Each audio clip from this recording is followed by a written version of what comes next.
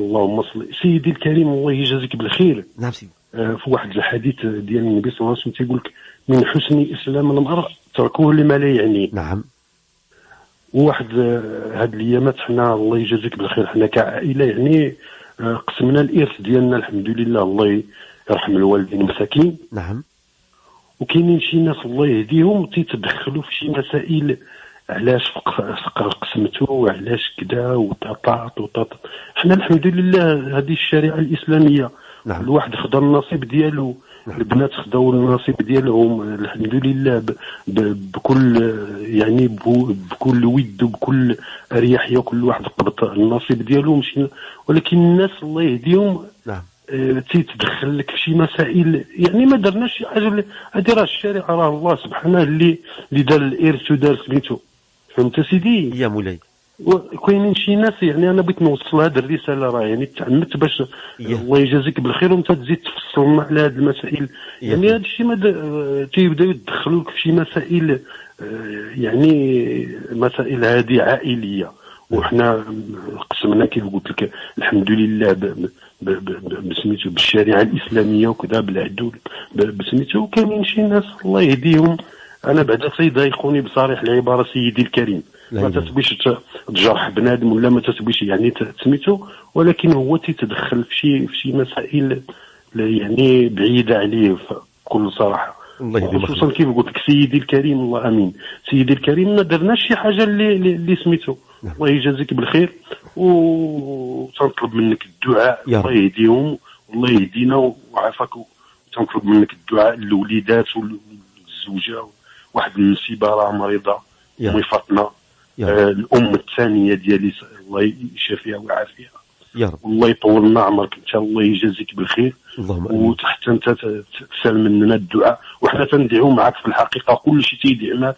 الله يطول عمرك ويجازيك بالخير، ويجعل هذا الشيء كله ان شاء الله في الصحيفه ديالك، ويطول لنا عمرك، والله يبارك فيك هذه الاذاعه المباركه والمسلمين اجمعين. اللهم اسقنا الغيث ولا تجعلنا من القانطين يا سيدي ربنا. ما سقينا الله يسقينا بوجودك الشيوخ الركع والاطفال الرضع والبهائم الرضع. امين يا سيدي ربي سبحانه في المغرب راه ما ينساناش ابدا. الله يجازيك بالخير سيدي الكريم، لكي لا اطيل، وما تنساناش بالدعاء، وبارك الله فيك سيدي الكريم. شكرا لك، شكرا سي حميدو، وتحيه كبيره معطره لساكنه اقليم الراشديه، الناس الطيبون، الناس المؤمنون.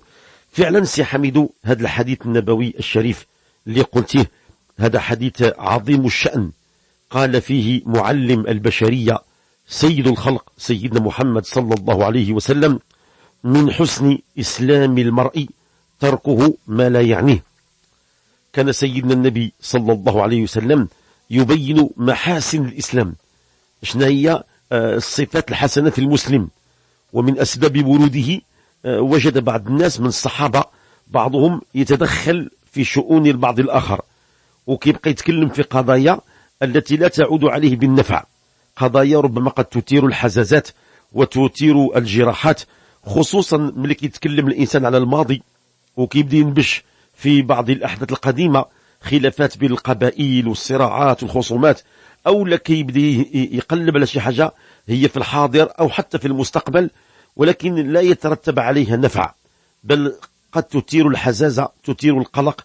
فالنبي الكريم صلى الله عليه وسلم نبه هؤلاء الناس، ومن خلالهم نبه الأمة الإسلامية قاطبة. قال لنا اللي يبغي يحافظ على الإسلام ديالو، اللي يبغي يحافظ على الدين ديالو، ملي تكون شي حاجة لا تعني في شيء بلا ما يدخل فيها، خليك بعيد، خليك بعيد، اعطيها مسافة أمان بينك وبينها. قضايا سياسية، قضايا أمنية، قضايا اقتصادية، قضايا اجتماعية، ربما ما عندك بها علاقة، ولا دخلتي فيها ربما قد تسيء، لأن ما عندكش بها إلمام، ما عندكش بها تفصيل، وغتجيب واحد الحكم اللي هو يكون حقيقي وصادق بعد، خليك بعيد. فقال صلى الله عليه وسلم: من حسن إسلام المرء تركه ما لا يعنيه. وكانت بعض الجماعات الإسلامية في التاريخ كانت كتقوم وكدير دائما من بين الوصايا اللي كتوصي بها الأتباع ديالها، كتسميها ترك ما لا يعنينا. دابا الآن كاين بعض الجماعات بحال مثلا جماعة التبليغ والدعوة إلى الله معروفة عندها البند السابع كتقول للأتباع ديالي يتمسكوا به. البند السابع يقول تركوا ما لا يعنينا، الحاجة اللي فيها الخوض في قضايا شؤون الناس والشؤون العامة وربما غتؤدي إلى فوضى، عوض أنك لو كنت تقدم مقترحات مثلا في أزمة سياسية، أزمة اقتصادية، أزمة تعليم، أزمة تمدرس، أزمة صحة، تعطي مقترحات وجيهة اللي ممكن من خلالها أننا نستفيد ونتجاوز الأزمة. هذا جميل، هذا مطلوب، هذه مبادرة حسنة.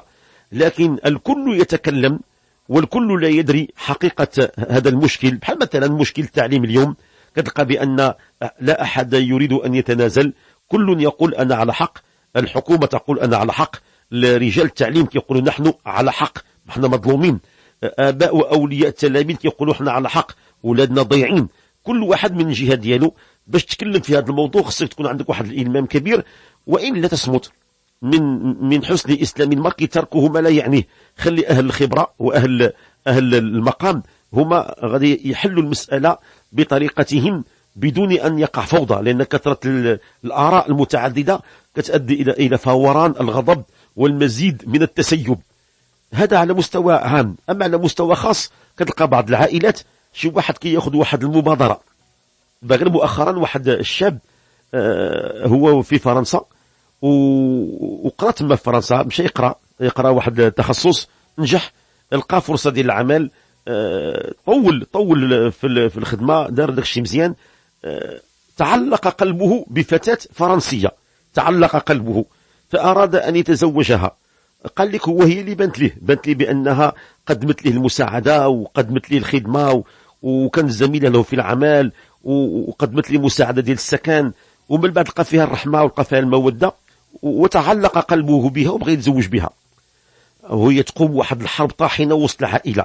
البعض يقول لا يجوز ولا ينبغي أن يقع كذا، والبعض الآخر يقول لي مزيان تصوب ليه وريقاته تصوب فينا حنا معاه نمشيو عنده، وشي يقول لك لا غادي نبعدوا القيم والتقاليد ديالنا. واحد يقول ولات كثرت الآراء فقامت فوضى. الشاب قال لي انا اما غادي ندير واما غنتحر واما غنهرب واما غادي نفعل. ولات فوضى كبيره. ملي كيدخلوا بزاف المتدخلين في موضوع واحد كيوقع واحد الفوضى. اللي غيدخل يكون من اصحاب الخبره ومن اصحاب النصيحه مزيان. لا خير في قوم لا يتناصحون، ولكن غتقدم النصيحه بطريقه لبقه وبطريقه عقلانيه وبطريقه غتكون درتي تقييم عام لاصل المشكله والمخرجات ديالها. وإلا فالإنسان ما عرف شيء من الأحسن يسكت ويخلي الآخرين يتكلموا أصحاب الخبرة والمهارة. من حسن إسلام المرء تركه ما لا يعنيه. بس حميدو كيشير لنا لهذه الحالة ديال قسمة التركة. في الغالب كتكون قسمة التركة ديما كيوقع فيها القيل والقال. هو الأصل أنه إذا هلك الهالك، إذا مات الميت، فمن كرامته أننا نسرع بدفنه، ثم بعد ذلك نعجل بقسمة تركته باش نطول الصفحة نبقاو غنترحموا عليه. لأن الورث إذا بقى طال المدة ديالو يتسيب وغادي يوقعوا فيه الدين وتوقع فيه الفوضى. فكل ما قسمنا الورث في وقت مبكر كنتهناو، باقي داك الشيء واضح بين، ومن بعد كنطول الصفحة وذاك الميت لا تجوز عليه إلا الرحمة. ملي غنطلب غير الرحمة. كاين دابا اللي ميت هذه 20 سنة وباقي الإرث لم يقسم وباقي دائما اسمه يذكر بالسوء وكيمشوا للمحكمة والصراعات. هذا من سوء التدبير. فالأصل هو أنه بعد أن ندفن الميت ومن كرامة وإكرام هذا الميت الإسراع بدفنه، كذلك الإسراع بتقسيم تركته. والتركة القسمة ديالها راه لا تحتاج منا إلى اجتهاد. القسمة ديال الورث ما فيهاش الاجتهاد، لأن فيها نصوص واضحة ثابتة. الله تعالى من رحمته الواسعة حتى عرفنا احنا البشر عندنا الطمع وعندنا الجسع، ما خلاش لنا دائرة الاجتهاد. جميع الأحكام الشرعية دار فيها دائرة الاجتهاد واسعة، نجتهد في كذا وكذا. ولكن في النظام ديال الإرث ربي عز وجل 99% جعله محكم، يعني في نصوص ثابتة واضحة. هذا عنده السدوس، وهذا عنده الثلث، وهذا عنده النصف، وهذا عنده الربوع، وهذا عنده عصبة، وهذا عنده حجب وحرمان، وهذا عنده حجب ونقصان، وهذا عنده كذا وهذا يورث كلالة، وهذا داكشي مضبوط واضح في جميع الحالات كلها. وانت مرة كتكون أب، ومرة أخرى كتكون انت زوج، ومرة كتكون ابن، ومرة كتكون أخ. وديك المرأة حتى هي مرة كتكون بنت، مرة كتكون أخت، مرة كتكون زوجة، مرة كتكون أم، مرة جدة، مرة حسب يعني كل واحد فينا من ذكر وأنثى، وكيتلبس بجميع الصفات ويتمثل في جميع الحالات. فالإرث هو واضح، القسمة ديالو يا ما حنا قسمنا له التركة في كوباية شاي، كيتجمعوا الناس كيعمروا الصينية ديال اتاي ساعة المكانة، كيقول لك اش عند فلان، خلى كذا خلى كذا خلى كذا، هذا الشيء اللي خلاها هو هذا له هذا النصيب، هذا له هذا السهم، هذا هو هذا السهم او تقسم. والحاجة اللي غير قابل القسمة كنديروا المخارجة ترد عليا ونرد عليك، وكيكملوا شربة الشاي كاس براد ديال اتاي، كيكونوا سلا والقسمة، يعني بلا محكمة لا بلا عدول بلا خصام، كيديروا الفاتحة الميت الله يرحمه الله يوسع عليه الرحمات، هذا الشيء اللي خلى لوليداته ربي عز وجل يجعلوا لي في جنات النعيم. والخوت كينوضوا كيتعانقوا كيتسامحوا فيما بينهم، وكل واحد كينوض يقدم مصلحته وانتهينا. لكن بعض الناس كيبقى عندهم جار ومجرور، كاين اللي عنده سنين وعقود وهما باقيين مضاربين وباقي ما سالوش والعياذ بالله. وشنو هو السبب؟ السبب هو القيل والقال. ملي كيدخل البراني كيبدا يقول لك علاش درتو كذا درتو كذا، فيفسدون ما جمعه الله تعالى. على اي حال سي حميد، الانسان هو انه يحرص على انه يفعل ما يمليه عليه ضميره وما هو مقرر في شرع الله تعالى، ويجتهد حسب فهمه، ولا يهمك كلام الناس يعني قل لهم ان شاء الله وخليهم هكذا، لانه لا ينتهي، لا يسلم الناس من كلام الناس، ولا أحد سوف يرضى. تعلم جميعا أخي حميد القصة ديال ذاك الشيخ العجوز والحمار والطفل، يعني لا يسلم الناس من كلام الناس. كان غادي الشيخ الكبير وغادي مع الحمار، واحد اللحظة الشيخ الكبير تعب، هو يركب فوق الحمار والدري الصغير غادي على رجليه، بدأوا الناس يتحدثون انظر إلى هذا الشيخ كيف أنه كيخلي الطفل الصغير يمشي على قدميه وما عنده طاقة ما عنده قوة، هو راكب في الحمار مبرع مع راسه. سمع لك الناس كينتقدوه هكذا، فاتهم من بعد هو يغير، قال الطفل الصغير اجي ركب انت، انا غنمشي على رجليا. غادي في الطريق فمر على جماعة ثانية فقالوا انظروا الى هذا الشيخ، قال هذا الطفل هو يمشي يركب فوق الحمار وباقي صغير وعنده القوة، وذاك الشيخ هارم ما عنده قوة غادي مسكين على رجليه، هذا هو المسخ وهذا دوك يتكلموا. فلما سمعهم بقى في الحال، واحد اللحظة قال لي اش ندير، نخليو الحمار يمشي بلاش، انا وياك نمشيو على رجلينا. فمروا على جماعة ثالثة فقالوا انظروا الى هؤلاء البلهاء، هذا الحمار انما خلقه الله ليركب، هما غادي على رجليهم مخلينه غادي بوحده. في الاخر قال اش غنديروا، نهزوا الحمار فوق ظهرنا، يعني ما غتساليش كلام الناس ما عنده ساس. خلي اللي بغى يقول شي حاجه يقولها، انت امرك هو تكون مزيان مع الحق سبحانه وتعالى، وربك غفور رحيم. اسال الله تعالى ان يرحم جميع امواتنا ويصلح احياءنا ولا حول ولا قوه الا بالله العلي العظيم.